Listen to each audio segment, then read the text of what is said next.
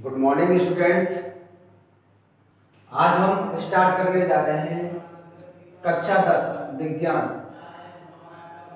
पाठ 2 मानव तंत्र human system. सबसे पहले बात करते हैं बच्चों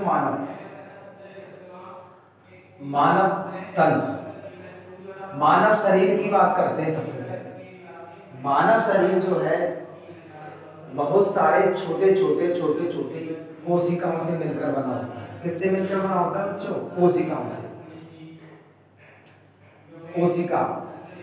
कोशिकाओं को कहते हैं इंग्लिश में सेल। क्या कहते हैं बच्चों? सेल कहते हैं।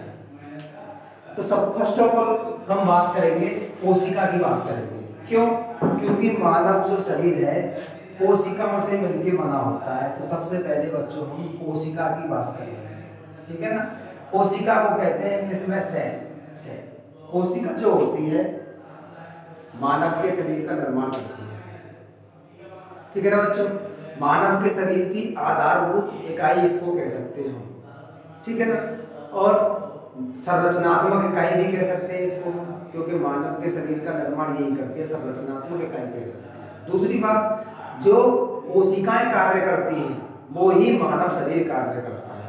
तो इसको हम मानव शरीर की क्रियात्मक मतलब कार्य करने वाली क्रियात्मक इकाई भी कह सकते हैं, ठीक है ना बच्चों। तो मानव शरीर की आधारभूत संरचनात्मक एवं क्रियात्मक इकाई कोशिका होती है। लिखे बच्चों इसमें सजीवों के शरीर की, मानव शरीर के अलग सजीवों के शरीर के, सजीवों के शरीर की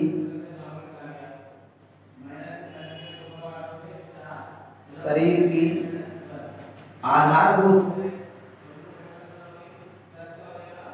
मीन्स बेसिक, ठीक है ना, आधारभूत कौमा संरचनात्मक स्ट्रक्चर एवं क्रियात्मक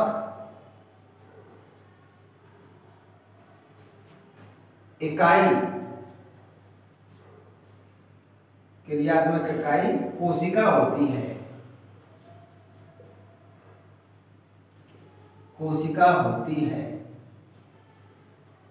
ठीक है ना बच्चों। जिस प्रकार एक दीवार का निर्माण ईंटों की सहायता से होता है, छोटी छोटी ईंटों को आपस में ऊपर नीचे व्यवस्थित करने पर एक संपूर्ण दीवार का निर्माण हो जाता है। देखो जैसे बच्चों ये कोई दीवार है, ये बहुत सारी छोटी छोटी ईंटों से मिलकर बनी है, ठीक है ना बच्चों। देखो ये सभी ईंटें हैं इसमें छोटी छोटी, ये जो ब्लॉक के समान आपको संरचनाएं दिख रही हैं ये वाली ईंट है। ब्रिक्स मीन्स ईंट। इस दीवार का निर्माण इन छोटी छोटी ईंटों से मिलकर हुआ है, ठीक है ना। तो इन ईंटों को इस दीवार की संरचनात्मक इकाई कह सकते हैं। वैसे ही हमारे शरीर का निर्माण भी कोशिकाओं से होता है, इसलिए सजीवों के शरीर की आधारभूत संरचनात्मक एवं क्रियात्मक इकाई क्या होती है बच्चों? कोशिका होती है। जो कोशिका होती है बच्चों, बहुत सारी कोशिकाएं सबसे पहले आपस में मिलती हैं, ठीक है ना। ऊतक का निर्माण करती है। किसका निर्माण करती है? ऊतक का निर्माण, ठीक है ना बच्चों। जैसे बहुत सारी कोशिकाएं हैं, ये बहुत सारी कोशिकाएं आपस में मिल गई तो बच्चों किसका निर्माण हो गया? ये ऊतक का निर्माण हो गया, ठीक है ना। और बहुत सारे ऊतक आपस में मिलकर किसका निर्माण करते हैं? अंग का निर्माण करते हैं बच्चों। किसका निर्माण करते हैं? अंग का निर्माण करते हैं। अच्छा, और बहुत सारे अंग आपस में मिलकर एक अंग तंत्र का निर्माण करते हैं, अंग तंत्र। और अंग तंत्र आपस में मिलकर शरीर का निर्माण करते हैं। किसका निर्माण करते हैं? शरीर का निर्माण करते हैं। तो सेल्स होंगी ये वाली कोशिकाएं, आपस में मिलकर टिश्यू का निर्माण करेंगे। किसका निर्माण करेंगे बच्चों? टिश्यू का। और टिश्यू बहुत सारे ऊतक आपस में मिलकर ऑर्गन्स का निर्माण करते हैं। किसका निर्माण करते हैं? ऑर्गन्स, अंगों का निर्माण करते हैं। और बहुत सारे अंग आपस में मिलकर किसका निर्माण करते हैं? अंग तंत्र, ऑर्गन कॉम्प्लेक्स का निर्माण करते हैं। ऑर्गन कॉम्प्लेक्स या ऑर्गन सिस्टम का निर्माण करते हैं। सिस्टम, और इसको कह सकते हैं ऑर्गन कॉम्प्लेक्स। ऑर्गन कॉम्प्लेक्स भी बच्चों इसको अपन कह सकते हैं। और लास्ट में बॉडी का फॉर्मेशन होता है। किसका निर्माण होता है बच्चों? बॉडी का निर्माण होता है। आगे तो बच्चों इसको नोट कीजिए आप लोग, आगे चलते हैं। ये सी है बच्चों, कॉम्प्लेक्स सी।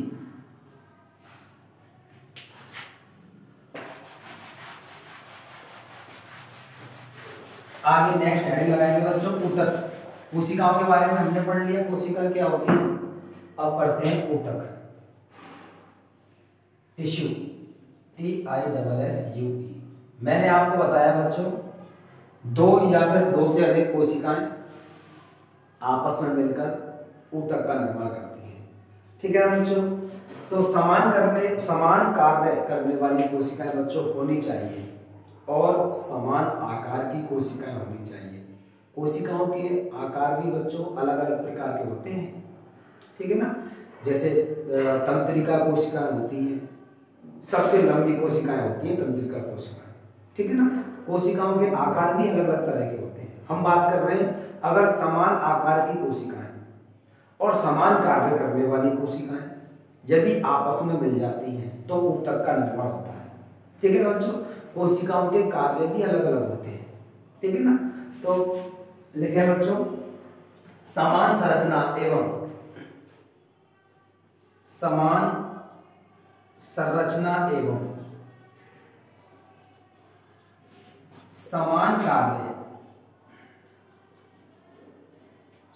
कार्य करने वाली कोशिकाओं समान कार्य करने वाली कोशिकाओं के समूह को ऊतक कहते हैं। ये परिभाषा, दो या फिर दो से अधिक कोशिका हो, वो आपस में अगर मिल जाएं तो ऊतक का निर्माण होगा। किसका निर्माण होगा बच्चों? ऊतक का निर्माण होगा। अब बात करते हैं बच्चों अंग के बारे में।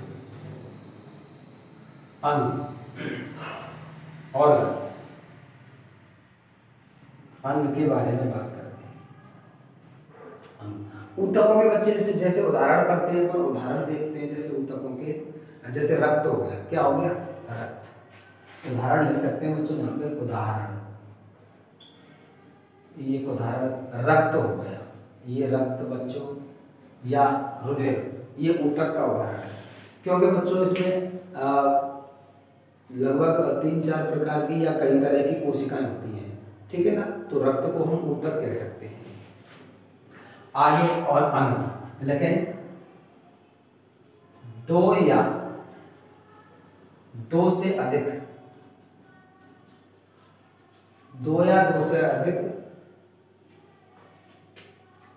ऊतक आपस में मिलकर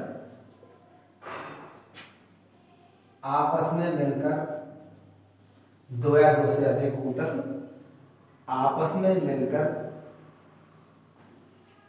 किसी कार्य को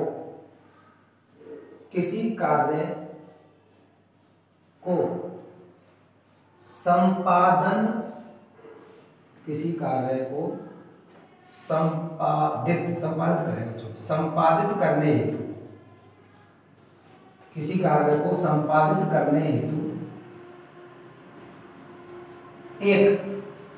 कार्य को संपादित करने हेतु एक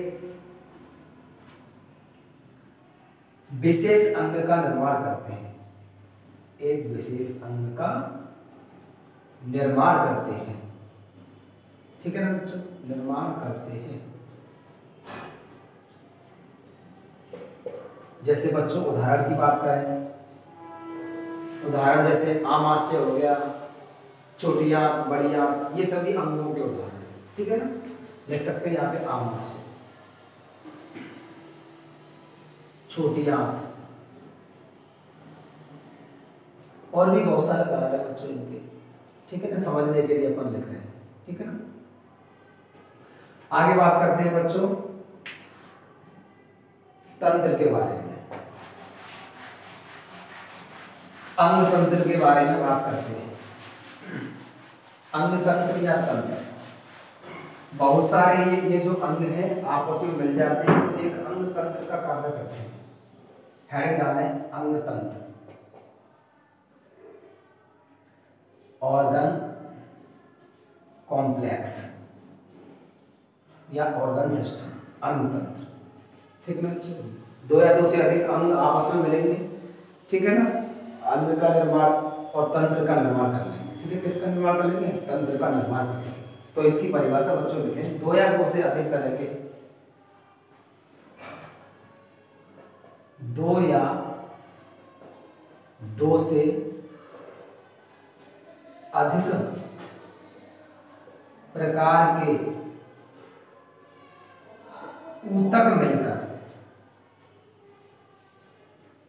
मिलकर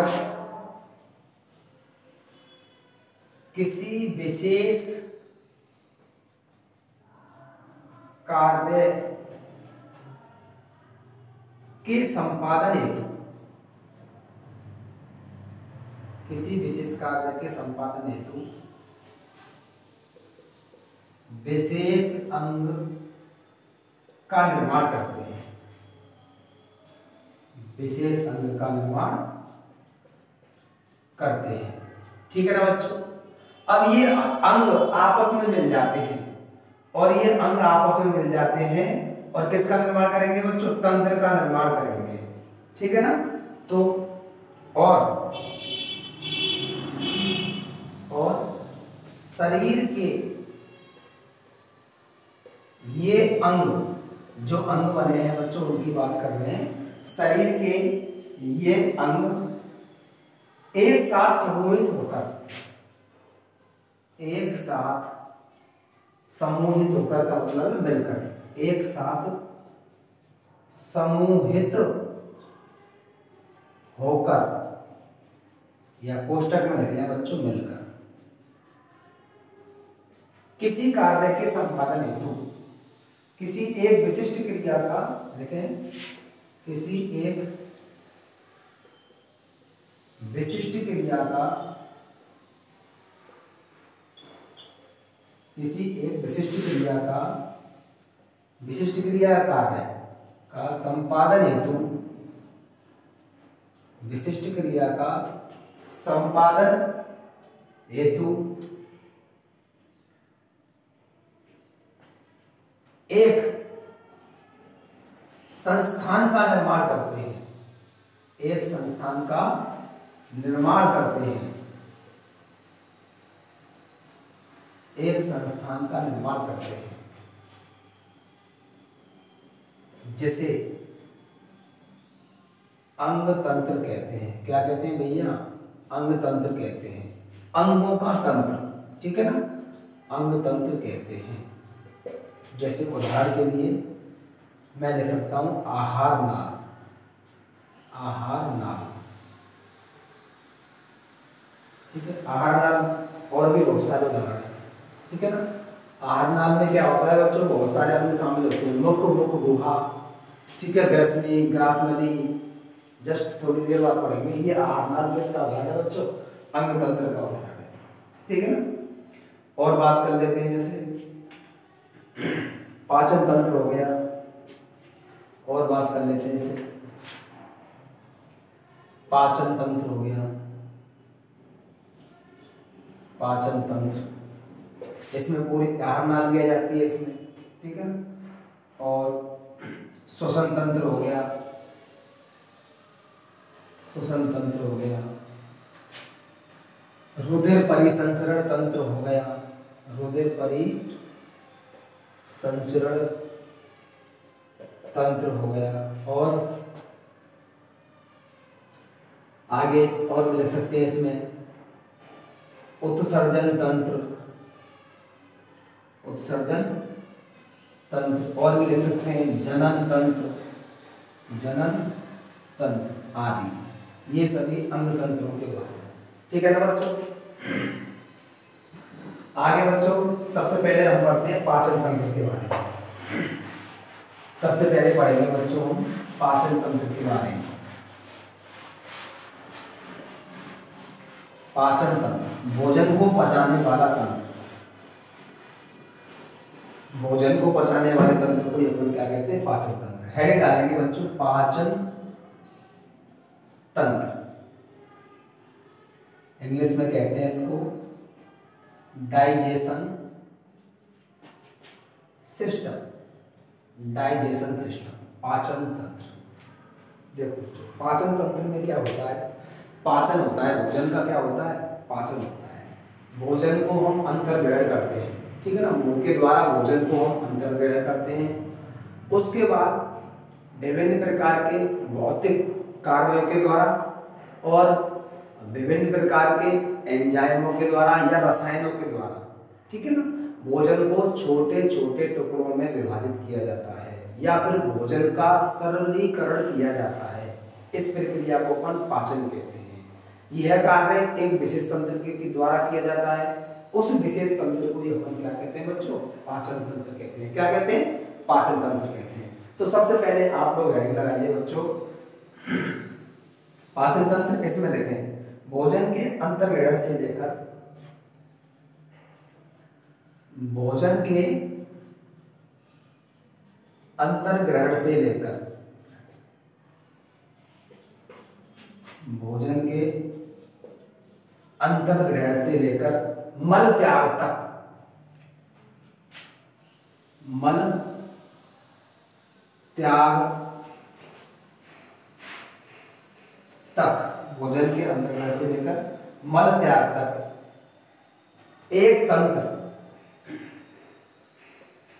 एक तंत्र जिसमें अनेक अंग, एक तंत्र जिसमें अनेक अंग एवं ग्रंथियां सम्मिलित होती हैं, एवं ग्रंथियां सम्मिलित होती हैं, उसे क्या कहते हैं बच्चों? आगे देखें सामंजस्य के साथ कार्य करती है। सामंजस्य के साथ कार्य करती है। सामंजस्य के साथ कार्य करती है, ठीक है ना। भोजन का अंतर्ग्रहण किया जाता है और भोजन का मल त्याग भी किया जाता है, ठीक है ना। इन दोनों के बीच में एक तंत्र कार्य करता है जिसमें अनेक तो अंग होते हैं और अनेक पाचक ग्रंथियां होती हैं। वो सामंजस्य के साथ कार्य करती हैं, एक दूसरे के साथ मिलकर कार्य करती हैं और भोजन को पचाती हैं, ठीक है ना।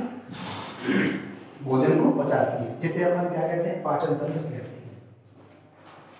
जिसे पाचन तंत्र कहते हैं बच्चों, जिसे पाचन तंत्र कहते हैं, ठीक है ना बच्चों। अब बात आती है पाचन की। किसकी बात आती है बच्चों? पाचन की। डाइजेशन किसे कहेंगे? पाचन किसको कहेंगे? ठीक है ना। भोजन को मुख द्वारा ग्रहण किया जाता है, उसके बाद भोजन को चबाया जाता है। क्या किया जाता है बच्चों? चबाया जाता है। चबाए जाने का मतलब है उस पर यांत्रिक कार्य किए जाते हैं, ठीक है ना। चबाने के पश्चात भोजन को विभिन्न प्रकार के एंजाइम, ठीक है ना, जिनको अपन रसायन के अंतर्गत रख सकते हैं, विभिन्न प्रकार के रसायनों एवं यांत्रिक क्रियाओं के द्वारा भोजन को सरलीकरण किया जाता है। जटिल भोजन का क्या किया जाता है? सरलीकरण किया जाता है। इस विधि को, इस प्रक्रिया को अपन क्या कहते हैं बच्चों? पाचन के नाम से जाना जाता है, ठीक है ना। लेकिन भोजन के जटिल पोषक पदार्थों, भोजन के जटिल पोषक पदार्थों, भोजन के जटिल पोषक पदार्थों व बड़े अणुओं को,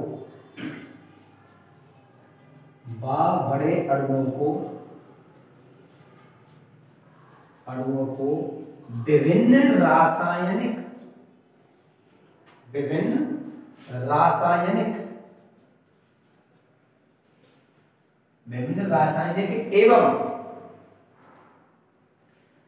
रासायनिक क्रियाओं एवं क्रियाओं एवं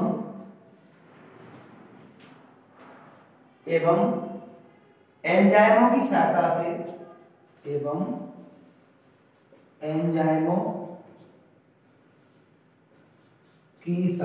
से एंजाइमों की सहायता से सरल छोटे व घुलनशील भोजन को सरल छोटे व घुलनशील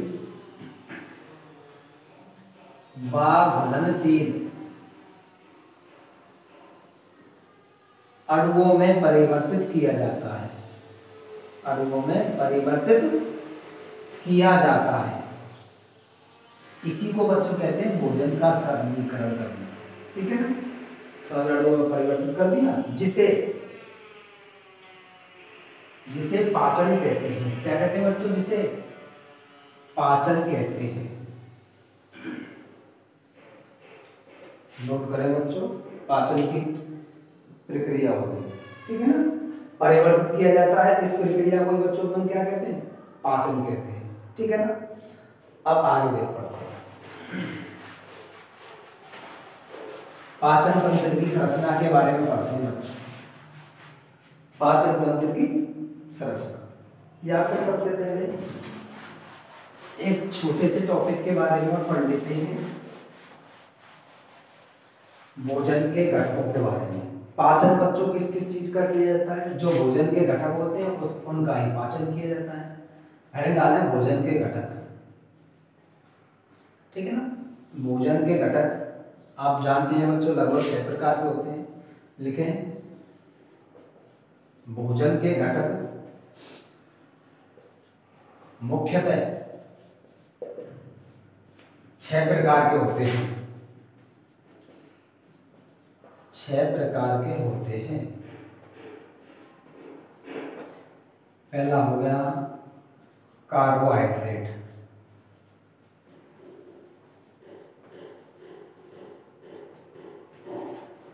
वसा। अगला है प्रोटीन। अगला है बच्चों जल। 5वां है बच्चों खनिज लवण। और लास्ट में है बच्चों विटामिन। ये बच्चों लगभग भोजन के घटक होते हैं। ठीक है ना, आगे हेडिंग लगाएंगे बच्चों हम पाचन कार्य में सम्मिलित अंग। पाचन कार्य में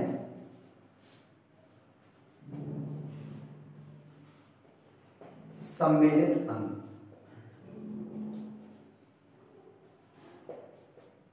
देखते हैं बच्चों, पाचन कार्य में क्या क्या सम्मिलित होता है। पाचन कार्य में बच्चों कुछ तो अंग सम्मिलित होते हैं। ठीक है ना, और कुछ पाचक ग्रंथियां सम्मिलित होती हैं। पाचन कार्य में कुछ अंग सम्मिलित होते हैं और कुछ ग्रंथियां सम्मिलित होती हैं। ठीक है ना, देखो कैसे, यहाँ पर देखते हैं थोड़ा सा।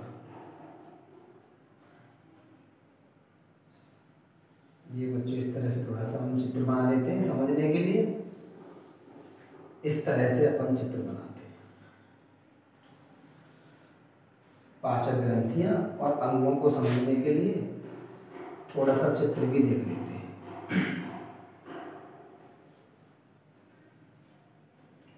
ये बच्चों, इसको कहते हैं बच्चों मुख। क्या कहते हैं भैया? मुख। और मुख के अंदर की जो एक गुफानुमा संरचना होती है, इसको कहते हैं मुख गुहा। क्या कहते हैं भैया? मुख गुहा कहते हैं। ठीक है ना बच्चों, ये वाली नासिका होती है, इसको कहते हैं नासिका गुहा। ठीक है ना, आगे देखते हैं। यहाँ से इस तरह बच्चों लगभग समझने के लिए आमाशय बना देते हैं हम। एक आमाशय की संरचना बना देते हैं लगभग। ठीक है ना, और यहाँ पर एक ग्रंथि पाई जाती है, उसको भी हम बना देते हैं। ठीक है ना, और इस तरह से यहाँ पर एक और संरचना पाई जाती है, इस तरह की संरचना पाई जाती है। ठीक है ना बच्चों, जिसको अपन यकृत भी कहते हैं। क्या कहते हैं भैया? यकृत भी कहते हैं जिसको। देखो आगे क्या है, इस तरह से ये छोटी आंत पाई जाती है, इस तरह से छोटी आंत बनाते हैं बच्चों। इस तरह से ये छोटी आंत इस तरह से बड़ी आंत में खुलती है। किस में खुलती है बच्चों? बड़ी आंत में खुलती है, लगभग इस तरह से। ठीक है ना, इस तरह से ये बड़ी आंत का ये वाला जो भाग होता है लगभग यू आकार का होता है। ठीक है ना बच्चों, इस तरह से। और यहाँ पर बच्चों इस तरह से, ठीक है ना, लगभग इस तरह से इसकी संरचना होती है। ठीक है ना, इसको बच्चों कहते हैं ग्रसनी। इस वाले भाग को कहते हैं ग्रसनी।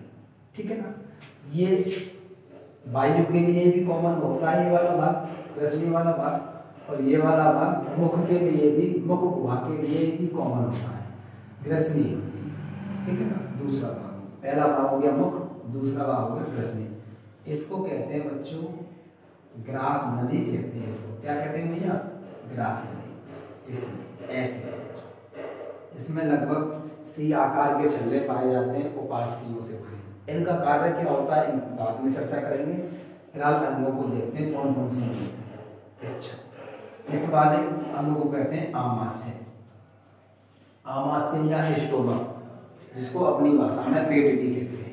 ठीक है बच्चों, ये वाला जो भाग होता है मेरा, इस वाले भाग को कहते हैं, इस वाले भाग को कहते हैं बेटा छोटी आंत कहते हैं। इस वाले भाग को क्या कहते हैं बेटा?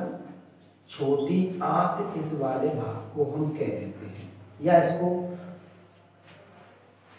स्मॉल इंस्टेटाइन कहते हैं। और इस वाले भाग को बच्चों, इस वाली पूरी संरचना को कह देते हैं बड़ी आंत। क्या कह देते हैं? बड़ी आंत इसको कहते हैं। आगे क्या होता है बच्चों?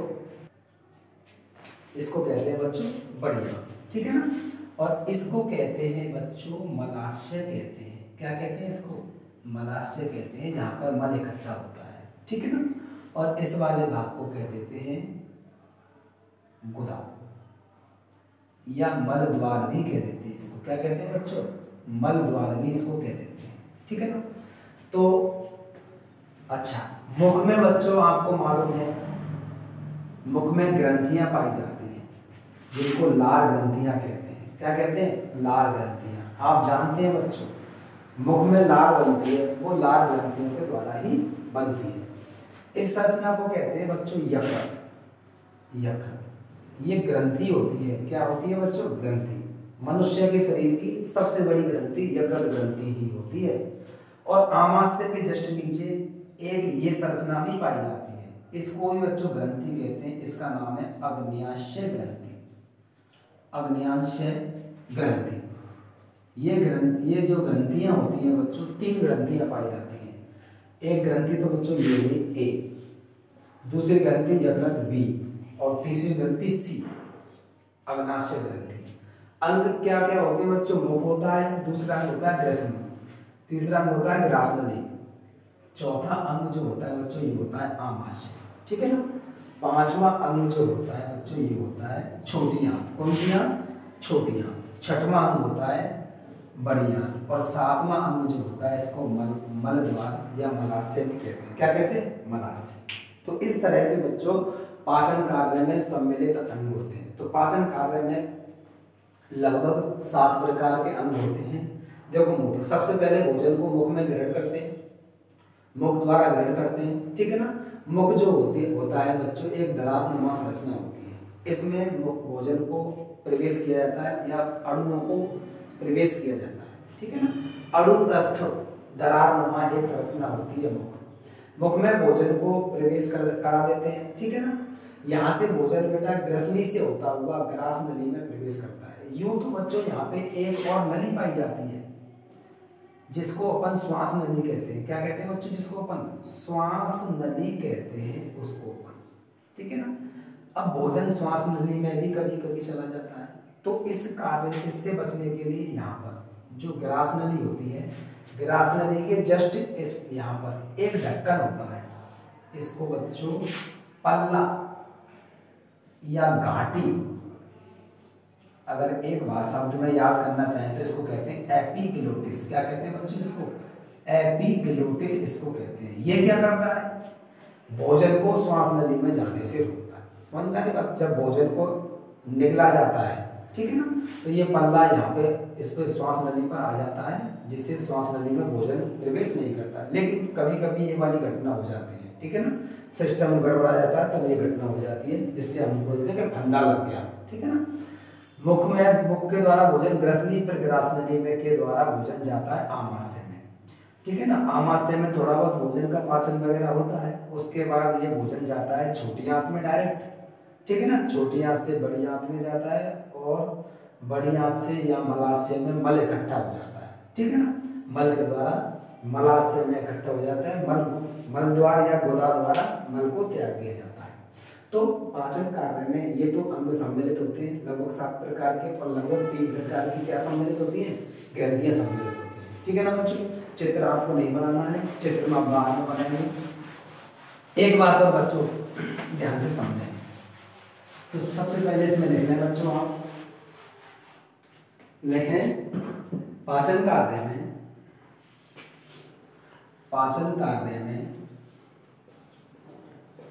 निम्नलिखित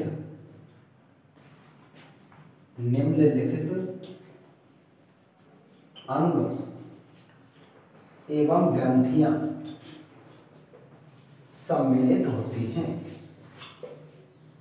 निम्नलिखित अंग एवं ग्रंथियां सम्मिलित होती हैं। दिमाग लगाइए बच्चों, अंग कौन कौन से थे? दिमाग लगाइए बच्चों, अंग कौन कौन से थे? पहला अंग था बच्चों मुख, जिसको क्या कहते हैं? Mouth, MOUTH। दूसरा अंग कौन था बच्चों? ग्रसनी, जिसको क्या कहते हैं भैया? फेरेंक्स। क्या कहते हैं भैया? जिसको फेरेंक्स कहते हैं, ठीक है ना। तीसरा कौन सा था बच्चों? ग्रास नली। क्या कहते, कौन सा था? ग्रास नली। इसको क्या कहते हैं भैया? ओइसोफेगस कहते हैं, ठीक है ना, ओइसोफेगस। चौथा अंग कौन सा था बच्चों? आमाशय था, जिसको हम पेट या स्टोमक कहते हैं। क्या कहते हैं? स्टोमक। पांचवा छोटी आंत थी बच्चों। कौन सी आंत थी? छोटी आंत, जिसको अपन कहते हैं स्मॉल इंटेस्टाइन कहते हैं। अच्छा, छठवां कौन सा था बच्चों? बड़ी आंत थी। क्या थी? बड़ी आंत, जिसको क्या कहते हैं? बिग या लार्ज भी कह सकते हैं बच्चों, लार्ज इंटेस्टाइन, ठीक है ना। अगला लास्ट एंड फाइनल क्या था बच्चों? मल द्वार था। क्या था? मल द्वार या मलाशय, ठीक है ना, एक ही बात, जिसको अपन कहते हैं एनस। क्या कहते हैं बच्चों? जिसको एनस या गोदावरी इसको कह सकते हैं, ठीक है ना। ये तो बच्चों अंग थे। भोजन मुख से यहाँ ग्रसनी में, फिर ग्रास नली में, फिर आमाशय में, फिर छोटी आंत में, फिर बड़ी आंत में, फिर मल द्वार के द्वारा त्याग किया जाता है, ठीक है। ये एक पूरी लंबी नली होती है बच्चों। ये क्या होती है? ये पूरी एक लंबी नली होती है, ठीक है ना, बहुत लंबी नली होती है, ठीक है ना बच्चों। लगभग 10 मीटर लंबी नली होती है बच्चों ये वाली। मुख और गुदा मल द्वार तक ये लगभग 10 मीटर, 10 मीटर कितना हो गया अंदाजा लगा सकते हैं। इतनी बड़ी एक लंबी नली होती है। इस पूरी लंबी नली में ये अंग होते हैं, ठीक है ना। और इस पूरी लंबी नली को अपन आहार नाल कहते हैं। क्या कहते हैं बच्चों? आहार नाल कहते हैं इसको, ठीक है ना। तो आहार नाल के कितने अंग हैं बच्चों? ये वाले, ठीक है ना, ये वाले। अच्छा, सहायक पाचन ग्रंथियां भी होती हैं बच्चों, अंग होते हैं। और क्या होती हैं? सहायक पाचक ग्रंथि, सहायक पाचक ग्रंथियां। सहायक पाचक ग्रंथियां कौन कौन सी थी बच्चों? 3 थी। पहली थी बच्चों लाल ग्रंथि। कौन सी ग्रंथि भैया? लाल ग्रंथि, ठीक है, सैलाइवरी ग्लैंड। दूसरी थी बच्चों यकृत ग्रंथि, ठीक है ना, लीवर जिसको कहते हैं। और तीसरी कौन थी बच्चों, अग्नाशयी ग्रंथि, अग्नाशय ग्रंथि, ये वाली ग्रंथि। तो इनके द्वारा, ग्रंथियों के द्वारा तो एंजाइम स्रावित होते हैं, ठीक है ना, और इनके द्वारा भी एंजाइम वगैरह बहुत सारी चीजें स्रावित होती है। तब बच्चों भोजन के जटिल पदार्थों का या भोजन के जटिल भागों का पाचन होता है, ठीक है ना। तो इनको नोट करें, आगे चलते हैं, आगे चलते हैं बच्चों।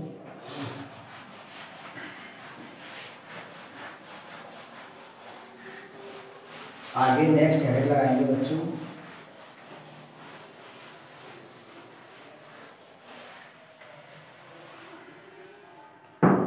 आहार नाल के बारे में। देखें बच्चों, आहार नाल, आहार नाल, ठीक है ना, जिसको कह देते हैं कभी कभी एलिमेंट्री कैनाल। एलिमेंट्री क्या कहते हैं बच्चों, कैनाल भी इसको कह देते हैं, आहार नाल, ठीक है ना। आहार नाल में मैंने आपको बताया बच्चों 7 अंग सम्मिलित होते हैं, ठीक है ना। लेकिन यह मुख से प्रारंभ होकर, यह मुख से प्रारंभ होकर, यह मुख से प्रारंभ होकर गुदा नाल, या लिख सकते हैं इसको मल द्वार, मल द्वार तक, मल द्वार तक जाती है, ठीक है ना, जाती है आगे। इसकी लंबाई,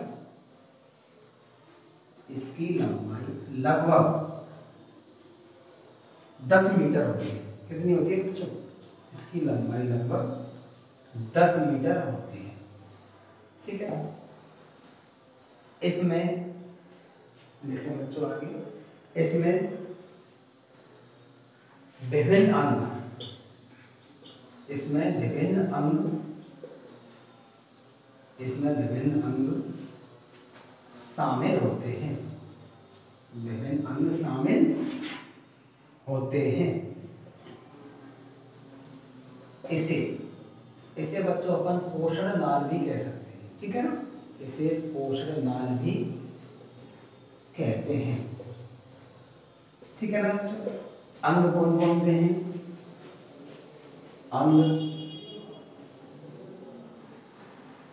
अंग ये रहे बच्चों। एक क्या हो गया, मुख, दूसरा क्या हो गया, दोबारा से लिख लिया बच्चों इसको, ग्रसनी। तीसरा अंग हो गया बच्चों ग्रासनाली, ठीक है ना भैया। चौथा अंग हो गया बच्चों आमाशय, ठीक है ना भैया। पांचवा अंग हो गया बच्चों छोटी आंत। छठवां अंग हो गया बच्चों बड़ी आंत। और लास्ट एंड फाइनल अंग जो होता है जिसको अपन गुदा या मल द्वार भी अपन कह सकते हैं, ठीक है। गुदा मल द्वार या गुदानाल, ठीक है ना, एक ही बात। आगे अब ये आहार नाल क्या कार्य करती है बच्चों। आहार नाल में भोजन जाता है, आपको मालूम है। तो ये भोजन का सरलीकरण करती है। क्या करती है भैया, भोजन का सरलीकरण करती है, ठीक है ना। और भोजन सरलीकरण का मतलब है भोजन को पचाना। भोजन पच जाता है तो पचित भोजन में से पोषक तत्वों को अवशोषित कर लेती है। क्या कर लेती है बेटा, पोषक तत्वों को अवशोषित कर लेती है, ठीक है ना। और आहार को मुख से लेकर मलद्वार तक ले जाती है। ये इसके 3 कार्य होते हैं, 3 नंबर में पूछे जाते हैं कभी कभी, ठीक है ना बच्चों। हेडिंग लगाइए आहार नाल के कार्य, आहार नाल के कार्य, ठीक है ना। देखो आहार नाल के कार्य निम्नलिखित हैं, लिखे बच्चों आहार नाल के कार्य निम्नलिखित हैं। आहार नाल के कार्य निम्नलिखित हैं। आहार नाल के कार्य निम्नलिखित हैं। पहला कार्य क्या है बच्चों, देखिए आहार नाल, आहार नाल भोजन का सरलीकरण करती है। सरलीकरण करती है मतलब भोजन के जटिल भागों को या जटिल पोषक पदार्थों को सरल, छोटे एवं घुलनशील अणुओं में परिवर्तित करती है। ठीक है ना। दूसरा कार्य क्या है बच्चों? दूसरा कार्य लिखे हैं पचित आहार का अवशोषण। पचित आहार का अवशोषण, इसको समझते हैं भैया। पचित आहार का अवशोषण का क्या मतलब होता है? भोजन पच जाता है, पचने के बाद भोजन से पोषक तत्व हमको प्राप्त होते हैं। ठीक है ना। पोषक तत्वों को अवशोषित कर लिया जाता है, ले लिया जाता है और रक्त में प्रवाहित कर दिया जाता है। ठीक है ना। अब जो भोजन बचा है उसमें से पानी को भी अवशोषित कर लिया जाता है। ठीक है। अब जो भोजन बचा है उसको मल कहते हैं। क्या कहते हैं? मल, जिसको मल द्वारा त्याग दिया जाता है। तीसरा कार्य क्या है बच्चों? तीसरा कार्य है बच्चों आहार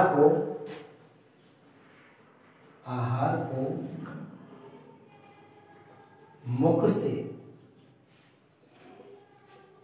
मल द्वार तक ले जाना।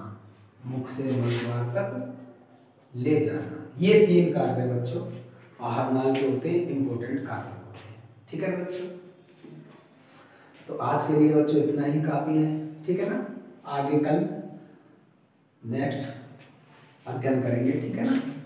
धन्यवाद।